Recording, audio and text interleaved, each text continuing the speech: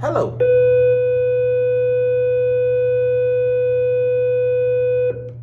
Thank you. That means I should begin. I'm going to go through the family of instruments for you, and it will help a beginner to decide which steel pan should I try out first.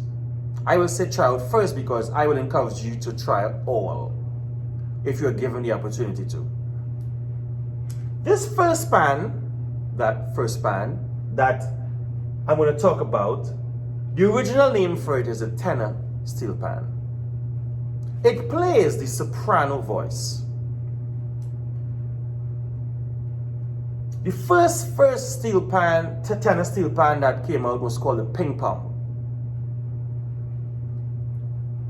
So there are several names for this instrument you see in front of you. Some people call it the first pan. Some people call it the soprano pan. It carries a soprano voice, but the name soprano stuck with it because of the voice it plays. All right, so soprano, ping pong, some people call it the ping pong, but the original name is a tenor steel pan. Back in its inception, it was called ping pong because it didn't have all these notes here. This particular pan have 29 notes. The lowest note being C4 and the highest note being E6. Back when it was a ping pong, the two names that are credited for the birth of the ping pong was Ellie Mannett and Winston Spree. When they keep adding more notes to the pan over the years, Ellie Mannett was also credited for the low tenor pan. And somebody by the name of James Jackman, nicknamed Bassman, came up with the first design of the high tenor pan. So, I hope this explanation will help you decide, am I going to try the tenor pan first, or the soprano pan first, or the ping pong first, or the first pan? Oh, lots of names, same instrument. This instrument in front of me is called the double seconds. It goes from, the lowest note on this pan is F sharp 3, and it goes to C sharp 6.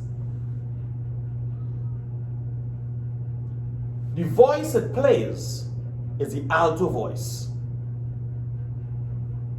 You might have been introduced to it as the alto steel pan. Back in the day, it is said that someone by the name of Percy Thomas came up with a concept after he welded two steel pans together. Mr. Ellie Mannett then followed through and came up with what we know today as the whole tone double seconds.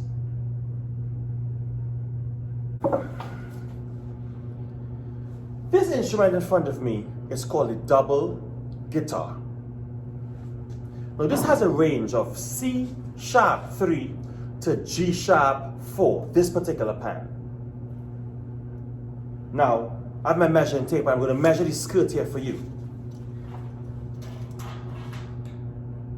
The skirt of the double guitar is coming in just shy of 18 inches. Why? Because visually, as we get into the lower ranges, you can see the size of the skirt of these pans get longer. The range that this pan, the voice is called a tenor voice. So this double guitar, when it was first invented by somebody by the name of Neville Jules, he created what they call a grundig. It was a single guitar. It went on to be the single guitar, right? And then Mr. Ellie Mannett continued its development and came up with the double guitar as we know it today, carrying the tenor range. This chrome instrument here is called a triple guitar or triple cello. 1, 2, 3.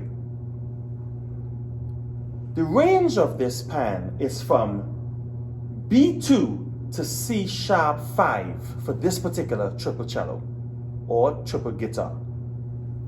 The voice it plays is the tenor voice. And Mr. Ellie Mannett is credited for developing and designing this instrument. This instrument in front of me, it's called the 4-pan cello. Some people just say the 4-pan or the cello, you know, but 4-pan cello. The voice it plays, it's tenor. This particular pan, it goes from B flat 2 to C sharp 5.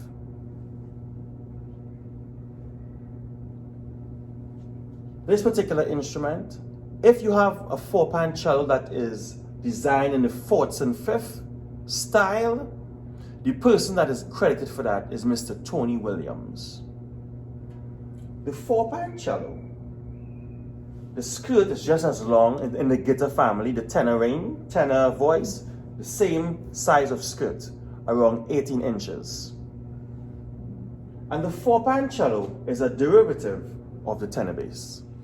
This instrument to my right, it's called a tenor bass. You're going to be playing 4 different drums, and this particular pan, the skirt is longer than the tenor range or the double guitar, triple cello, or 4-pan cello. The skirt in the tenor bass is coming in at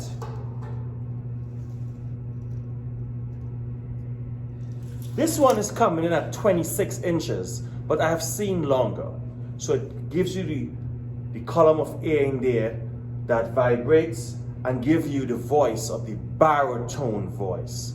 All right, so this tenor bass plays the baritone voice.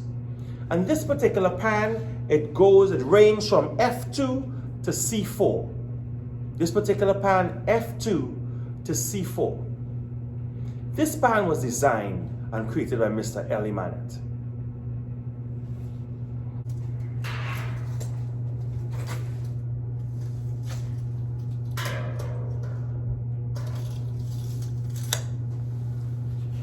We have come down to the bass range. Yes, the big boys. Very, very popular for beginners. Everybody said, Mr. Cupid, I want to play that one. The point of the biggest one with the most drums. Very popular instrument. This is called the 6 bass. 1, 2, 3, 4, 5, 6 drums. I already said it's in the bass range, but the notes go from B flat 2 to E flat 4 on this particular 6 bass that I am standing in here. A very fun instrument to play.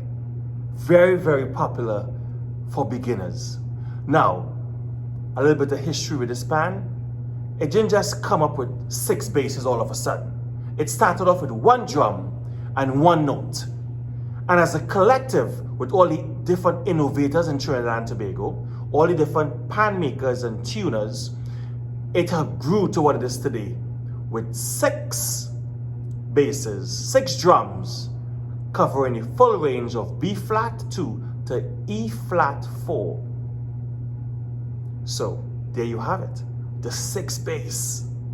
Boom, boom, ba doom, boom, boom, boom, boom, ba doom, boom, boom. I want to play this one too.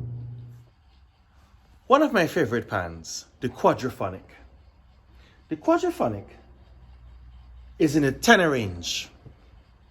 This particular Quadrophonic starts from B2 and goes all the way up to B flat 5.